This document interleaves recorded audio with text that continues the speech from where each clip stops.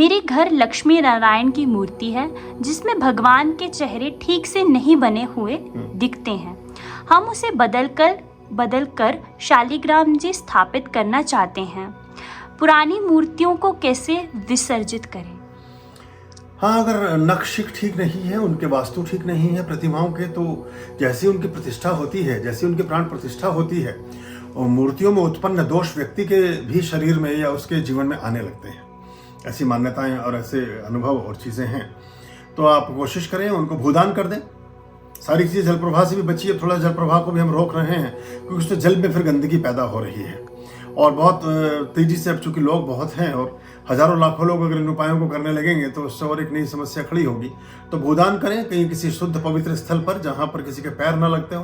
पर्वतीय क्षेत्र में ऐसे बहुत सारे स्थान मिलते हैं, सड़क के किनारे ऊंची सी कहीं पर्वतमाला में किसी पहाड़ी चोटी पर, वहाँ थोड़ा सा एक गड्ढा, 1 फीट का गड्ढा खोदें और उसको ड्यूरिंग सनलाइट परमात्मा का नाम लेकर के गायत्री मंत्र से किसी से भी उस प्रतिमा को वहाँ स्थापित कर दें और फिर मिट्टी को ढक दें।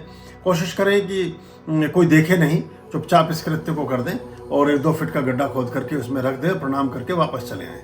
तो ऐसा ये ठीक होगा।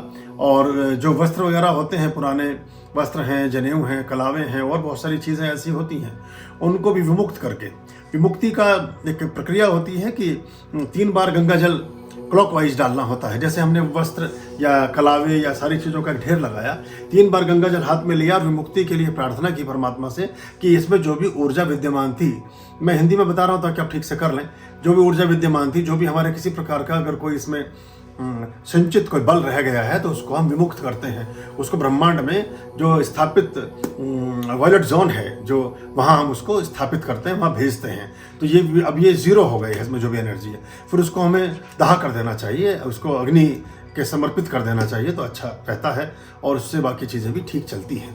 अब ये इतने सारे वस्त्र, इतनी सारी चीज़ें अगर हम जाकर जल प्रवाह ही करने लगेंगे, जल प्रवाह आप अनाज का करें किसी ऐसे उसमें, तो वो तो सब जानवर खा के उसे बराबर कर देंगे। कोई बीज अगर कहीं किसी किनारे लग भी जाएगा, आपने मक्का डाली 20-30 किलो, पहले तो जानवर खा जाएंगे, नहीं भी खाए और मक्का कहीं किनारे भी डालेगी तो उससे वनस्पति का जन्म होगा, नए पेड़ पौधे, नई चीज़ें, नई कुछ ना कुछ हरियाली ही उगेगी। लेकिन उसमें अगर वस्त्र डालेंगे, प्लास्टिक, ये सब चीज़ें करेंगे तो जल भी उससे दूषित होता है। तो ऐसा कर लें, भूदान करें या अग्निहोत्र करें। तो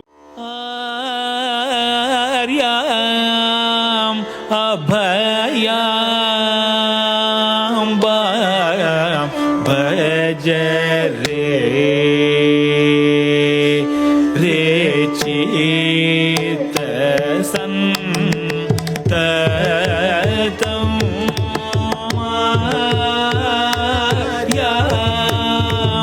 अभयम भज रे